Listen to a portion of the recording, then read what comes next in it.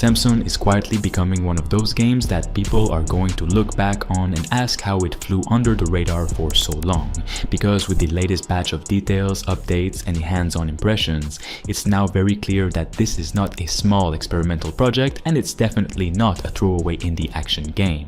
What Liquid Swords is building here looks closer to a focused, mid-budget single-player action title from a past era of gaming, the kind we barely get anymore, and the more we learn, the more surprising it becomes. I'm also kind of wondering why it's still under most people's radar, because its reveal trailer was perfect. One of the most important new revelations is just how much work has gone into the core combat and the vehicle action, and not in a superficial way. Combat is absolutely brutal, and vehicle exploration and combat is inspired by Mad Max. The developers have gone back and reworked the animations frame by frame, using principles taken straight from film and animation. They've deliberately adjusted anticipation frames before punches land, tightened impact frames, and exaggerated follow-through to make every hit feel sharper and heavier.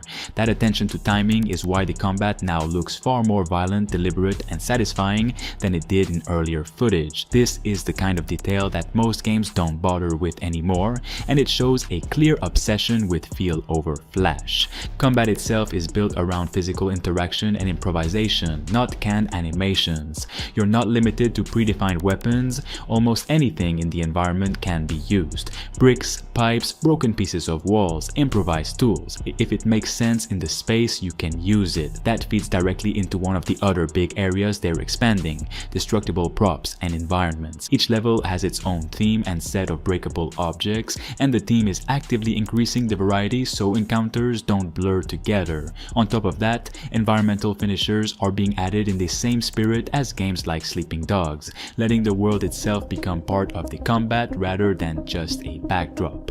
Around all of that, Samson's driving and vehicle combat are being developed into something that isn't just decorative but integral to both gameplay and narrative pressure. According to the latest Steam announcements, cars in Samson aren't set dressing. They're blunt instruments with real weight, momentum, and purpose built right into the systems. Ramming through industrial wastelands, engaging in close quarters destruction during high-speed chases, and using mass and inertia against enemies are all part of how the game plays. You're encouraged to drift, smash, trap, or outthink whoever chases you, and it turns every chase into its own moment of tension and tactical choice rather than just background noise. Vehicles are also tied into Samson's progression. As you improve and unlock upgrades, both your combat and driving capabilities grow together, reinforcing how central this dual-style action is to the game's identity. Samson takes cues from Sleeping Dogs for its brutal, close-quarters combat, Sifu for its rhythm and flow, and The Raid for its raw, claustrophobic atmosphere, but instead of copying those games, it pulls specific elements from each and builds something more grounded and reactive. The combat isn't about flashy combos or score chasing, it's about pressure, positioning, and survival. The developers have been very clear that they keep revisiting basic punches, kicks, hit reactions, and now vehicle impacts because those are the moments players will remember. Another major new detail is the scope of the game's locations, which is much larger and more varied than people expected. We now know the game includes places like apartment hallways and mansions, each with its own layout, combat rhythm, and environmental interactions. These aren't random backdrops, they're spaces designed so that every fight feels unique and every tactical choice matters. That reinforces that Samson isn't one repeated arena stretched across hours of gameplay, it's a mission-driven experience with distinct spaces designed to feel tense, dangerous, and handcrafted. Narratively, Samson leans heavily into consequence. The story revolves around death, not as a theme but as a mechanic that constantly applies pressure. You're not just completing missions for progression, you're trying to survive a system that keeps tightening around you.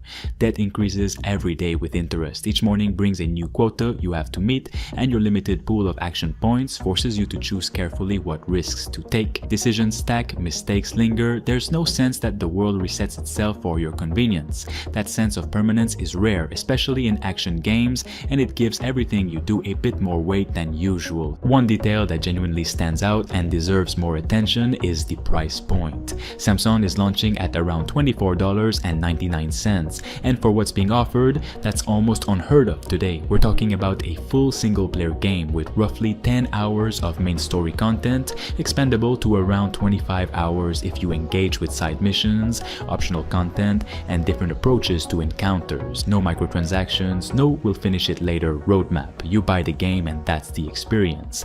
In an industry where far smaller games launch at $40 or $70 and still ask for more money afterward, this pricing feels almost confrontational. In a good way, it's designed to be an honest transaction between developer and player, which is something a lot of studios have forgotten how to do. What also separates Samsung from a lot of other upcoming games is how closely the developers are listening.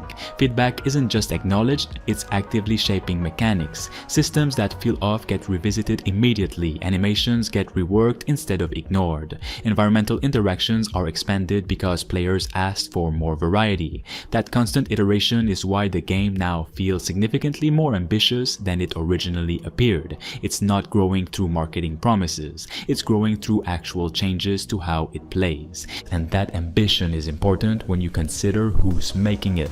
This is a team with deep experience in large-scale action games, choosing to focus that knowledge into something tighter, more deliberate, and more personal. Instead of chasing massive open worlds or endless checklists, Samsung aims to deliver intensity, density, and replayable systems. It's a reminder that ambition doesn't always mean bigger maps. Sometimes it means sharper design built around player choice, consequence, and responsiveness.